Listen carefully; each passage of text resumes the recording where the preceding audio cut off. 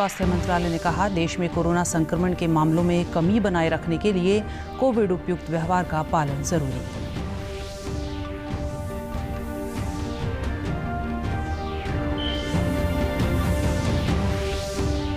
जुलाई माह के अंतिम सप्ताह में जारी होगा हरियाणा विद्यालय शिक्षा बोर्ड का 12वीं का परीक्षा परिणाम।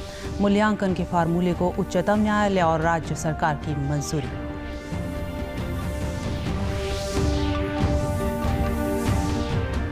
प्रदेश के शिक्षा मंत्री कंवरपाल गुर्जर ने कहा, अब निजी विद्यालयों को मनमर्जी से फीस बढ़ाने से रोकने के लिए बनाया जाएगा कानून।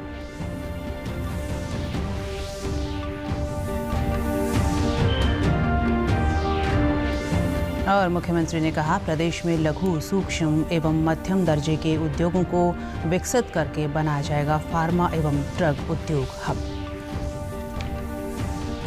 नमस्कार, मैं रूपा महलावत। अब समाचार विस्तार से। स्वास्थ्य मंत्रालय ने कहा है कि देश में कोरोना संक्रमण के मामलों में निरंतर कमी आ रही है। इस समय देश में सक्रिय मामले घटकर लगभग 6 लाख हो गए हैं।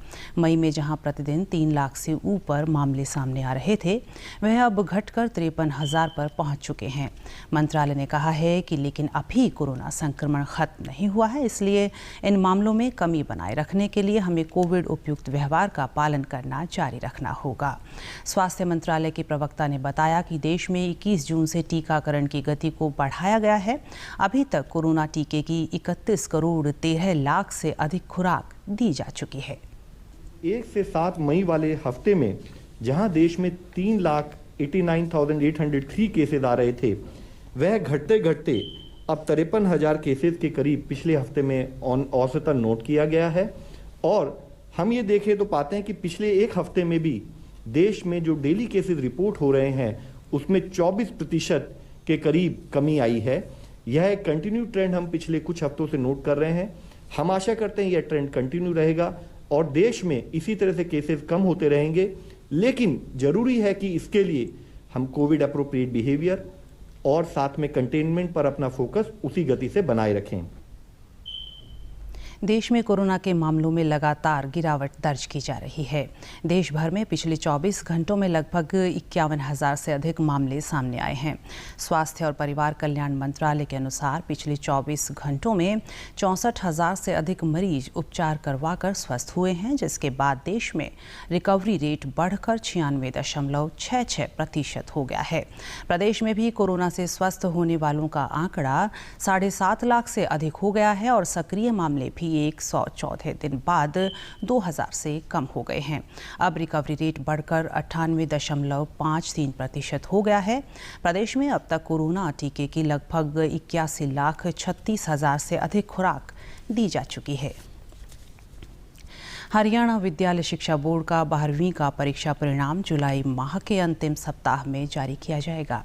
इसके लिए तय किए गए फार्मूले को प्रदेश सरकार और उच्चतम न्यायालय ने मंजूरी दे दी है। हरियाणा विद्यालय शिक्षा बोर्ड के चेयरमैन डॉक्टर जगबीर सिंह और सचिव राजीव प्रसाद ने बताया कि इस बार 12वीं कक्षा में 2,27,585 विद्यार्थियों ने नियमित वार्षिक परीक्षा और 9,452 बच्चों ने ओपन की परीक्षा देनी थी, पर कोरोना महामारी के चलते शिक्षा बोर्ड की तैयारी के बाद भी ये परीक्षा नहीं ली जा सकी। 11वीं क्लास में बच्चे ने जो मार्क्स ऑब्टेन किए हैं उसे 10% वेट और 12वीं के प्रैक्टिकल के और उसके ऊपर 60%। तो थ्योरी के हमने इस प्रकार से इजाद किया है 30, 10 और 60। उसी के बेसिस पे हम जो रिजल्ट है वो जुलाई माह के आखिरी हफ्ते के से पहले हम लोग ये रिजल्ट लगभग 2,27,585 हैं हमारे जो रेगुलर 12वीं क्लास के सीनियर सेकेंडरी जिसे कहते हैं बच्चे, और 9,562 के करीब हमारे प्राइवेट हैं, उनके हम लोग रिजल्ट ये निकाल देंगे। उन्होंने बताया कि 12वीं कक्षा के वार्षिक परिणाम के लिए विद्यार्थियों के 10वीं कक्षा में कुल प्राप्त अंकों के 30%, 11वीं कक्षा के कुल अंकों का 10% व 12वीं कक्षा के प्रायोगिक परीक्षा और आंतरिक मूल्यांकन के कुल अंकों के 60% अंक देकर परिणाम जारी किया जाएगा। पहले में बोर्ड ने जो फार्मूला लिखकर दिया था उसके बारे में कहा है कि प्रत्येक बोर्ड स्वतंत्र है, अपने निर्णय स्वयं करें, और माननीय मुख्यमंत्री जी और माननीय शिक्षा मंत्री जी से भी हमारा बोर्ड ने जो फार्मूला दिया है वो पास हो गया है। इस बार हमें जो 12वीं की परीक्षा नहीं हो पाई उसके परीक्षा परिणाम को तैयार करते हुए 10वीं कक्षा का 30% लेंगे, 11वीं कक्षा का 10% लेंगे और 12वीं कक्षा का 60% लेंगे। क्योंकि 11वीं कक्षा का 10% इसलिए ले रहे हैं जबकि सीबीएसई 30% ले रहा है कि पिछले वर्ष जो बोर्ड द्वारा परीक्षाएं 11वीं कक्षा की ली गई थी सभी संपन्न नहीं हो पाई थी। प्रदेश के शिक्षा मंत्री कंवरपाल गुर्जर ने कहा कि निजी विद्यालयों में लगातार फीस बढ़ोतरी पर अंकुश लगाने के लिए कानून बनाया जाएगा ताकि स्कूल मनमर्जी से ज़्यादा फीस न वसूल सकें। उन्होंने कहा कि 8 से 10% फीस की बढ़ोतरी तो हो सकती है, इससे ज़्यादा नहीं। करनाल में जिला कष्ट निवारण समिति की बैठक के बाद पत्रकारों से बातचीत में शिक्षा मंत्री ने कहा कि 12वीं की कक्षा का वार्षिक परिणाम शीघ्र ही तय मापदंडों पर घोषित किया जाएगा। उन्होंने बताया कि एसएलसी पर भी सरकार द्वारा कानून लाया जाएगा। इसके तहत विद्यालय को एसएलसी का जरूरी खर्च देने पर विद्यार्थी को एसएलसी देना जरूरी होगा। कि फीस के मामले में अभी तक कोई इस प्रकार का नियम नहीं था। 6 नंबर फार्म था, उसमें प्राइवेट स्कूलों को इस प्रकार की परमिशन थी कि वो अपनी फीस भर के दे सकते थे। जो भी वो देते थे वही लेने का अधिकारी वो थे। ना ही इस प्रकार की परिस्थितियाँ कभी आई मेरे ख्याल के तो। लेकिन अभी हम उसके लिए एक नियम बनाने लग रहे हैं कि भाई इसमें उसकी चॉइस नहीं होगी कि वो कितनी भी फीस बढ़ा सका। उसमें एक निश्चित करेंगे 8 से 10% तक फीस बढ़ाने का कोई एक प्रावधान होगा तो उतनी फीस बढ़ा सकेगा, उससे ज़्यादा फीस बढ़ाने का उसके पास अधिकार नहीं होगा।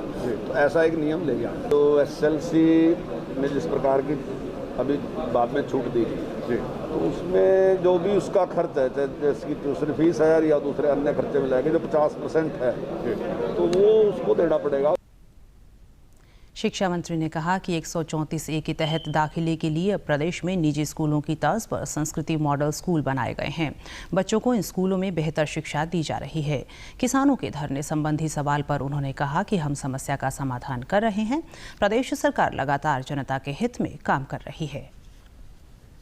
जिस प्रकार से हमने संस्कृति मॉडल स्कूल खोल दिया तो वहाँ पे बच्चों को एडमिशन करा सकते हैं। वहाँ हमारे पास सारे बहुत अच्छी स्थिति है वहाँ। तो 134 से वो दाखिले नहीं है। 134 की बजाय जो 134 से है तो वही कर देंगे उनको। मुझे नहीं पता कि किस बात के लिए विरोध कर रहे हैं। हम तो यहाँ समस्या ही तो समाधान कर रहे हैं। और जितने लोग हैं मेरे ख्याल के यहाँ, जितने लोग भी अभी तक आए तो मेरे ख्याल 15 में से 14 तो किसान ही होंगे। तो उन्हीं की समस्या, उनकी समस्याओं का समाधान ही तो कर रहे हैं हम। अगर उसका भी वो विरोध कर रहे हैं तो फिर तो वही जान।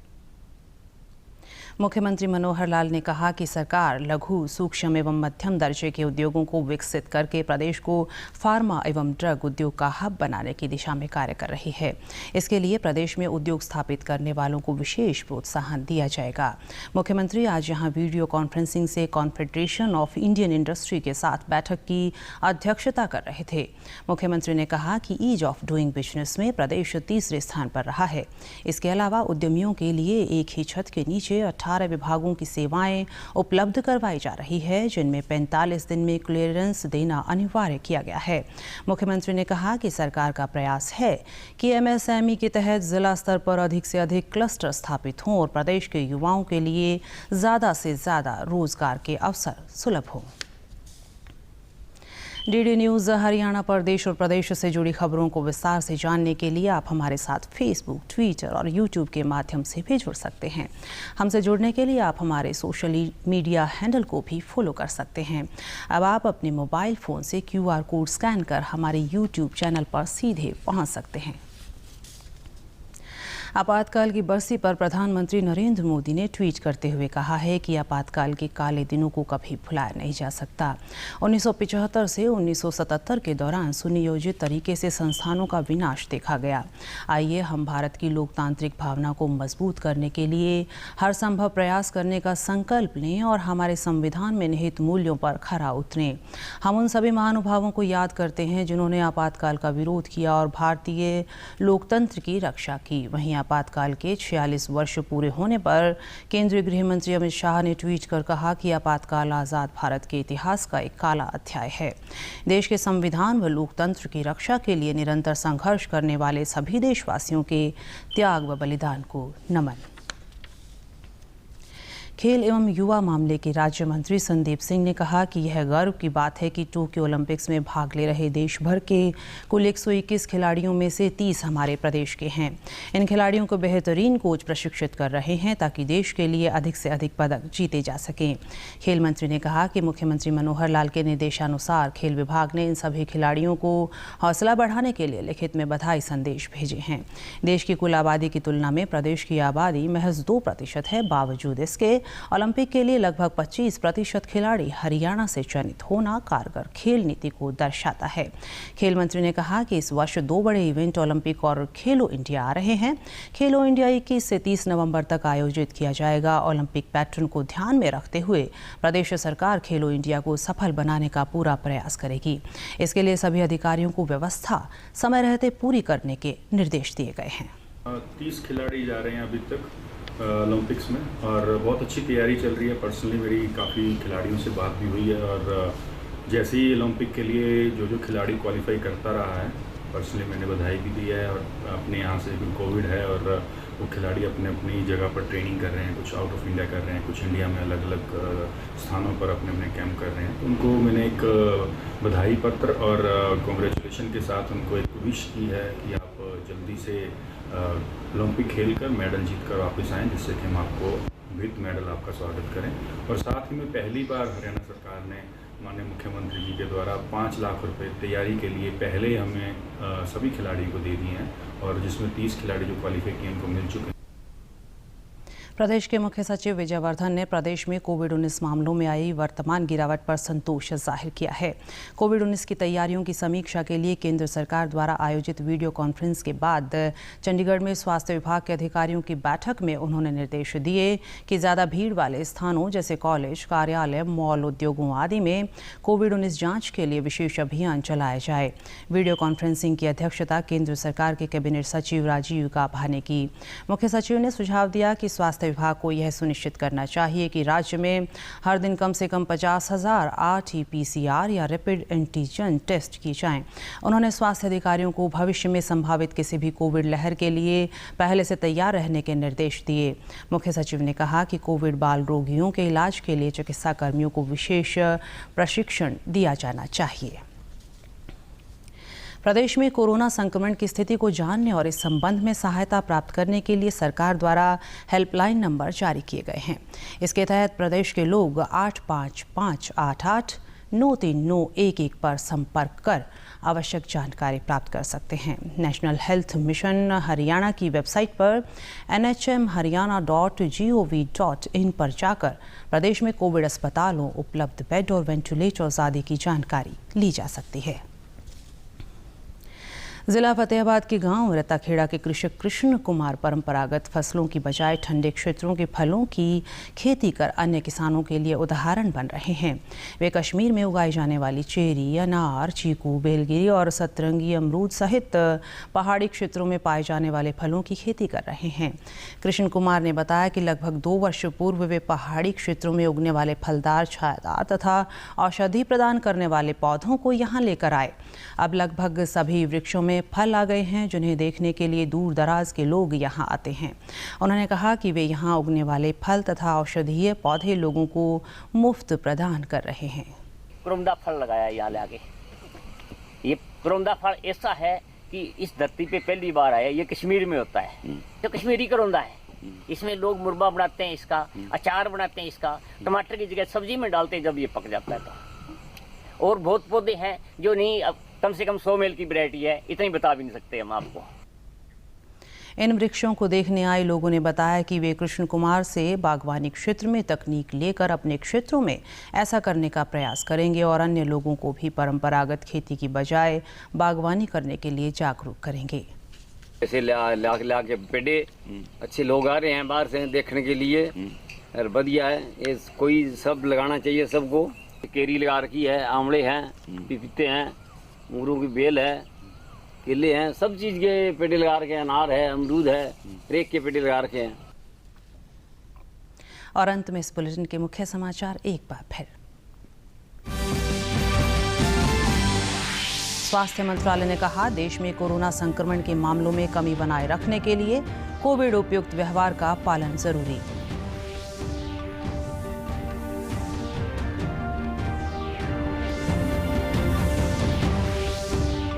जुलाई माह के अंतिम सप्ताह में जारी होगा हरियाणा विद्यालय शिक्षा बोर्ड का 12वीं का परीक्षा परिणाम।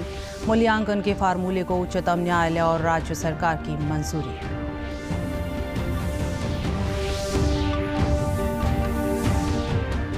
प्रदेश के शिक्षा मंत्री कंवरपाल गुर्जर ने कहा, अब निजी विद्यालयों को मनमर्जी से फीस बढ़ाने से रोकने के लिए बनाया जाएगा कानून।